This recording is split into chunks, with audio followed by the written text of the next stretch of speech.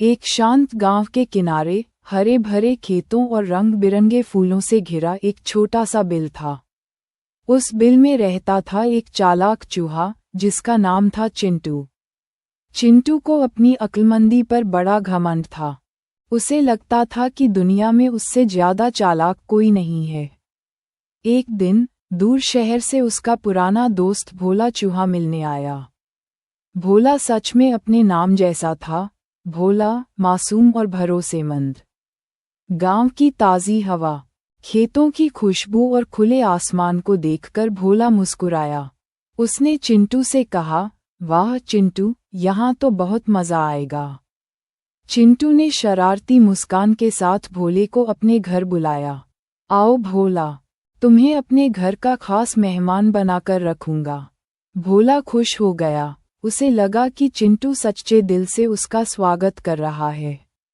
लेकिन चिंटू के मन में एक चाल चल रही थी। अगले दिन चिंटू ने भोले के लिए तरह तरह के स्वादिष्ट खाने तैयार किए। मक्के के दाने, मीठे फल और कुरकुरे बिस्कुट। भोला मन भर कर खा रहा था। वाह चिंटू, तुम्हारा दिल कितना बड़ा है, भोला बोला। चिंटू मन ही मन हंस रहा था। अरे भोले, ये सब तो सिर्फ शुरुआत है। उसे लगा कि जब भोला यहाँ से जाएगा तो वो भी शहर जाकर उसके यहाँ मेहमान बनेगा। 2 दिन तक चिंटू ने भोले की बड़ी खातिरदारी की, मगर हर बार खाने के साथ वो भोले से छोटी छोटी चीजें पूछता। अरे भोला, तुम्हारे शहर में जो बड़े बड़े गोदाम हैं, उनमें बहुत सारा अनाज होता होगा, है ना? भोला मासूमियत से बोला, हाँ, बहुत सारा, मैं तो रोज देखता हूँ। चिंटू ने अपनी चाल और पक्की कर ली। उसे लगा कि भोला उसे वहां ले जाएगा और वो खूब मजे करेगा। तीसरे दिन भोला ने कहा, चिंटू, अब मेरी बारी है तुम्हें अपने घर बुलाने की। चिंटू तुरंत तैयार हो गया। दोनों शहर की ओर निकल पड़े। रास्ते में भोला हर पेड़, हर मोड़ और हर गली को बड़े प्यार से दिखाता रहा। शहर की चमचमाती सड़कें, ऊंची ऊंची इमारतें और हर जगह खाने की खुशबू फैली थी। चिंटू तो बस ये सोच रहा था कि कब वो गोदाम पहुंचेगा।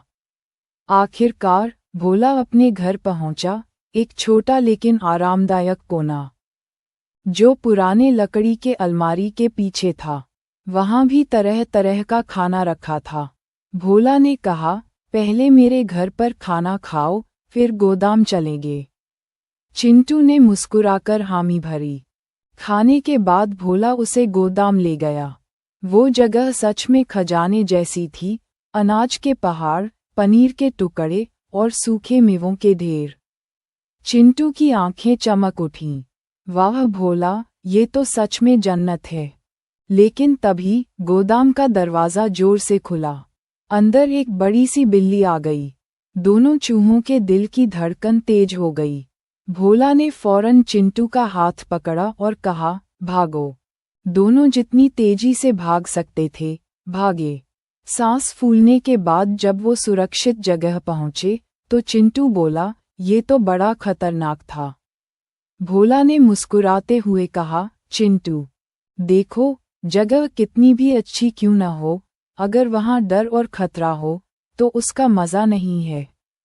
चिंटू ने सिर हिलाया और बोला, सही कहा भोला, अब मैं समझ गया कि असली खुशी शांति और सुरक्षा में है। दोनों ने ठान लिया कि अब से एक दूसरे से मिलने जाएंगे, लेकिन हमेशा सावधानी से और प्यार से रहेंगे।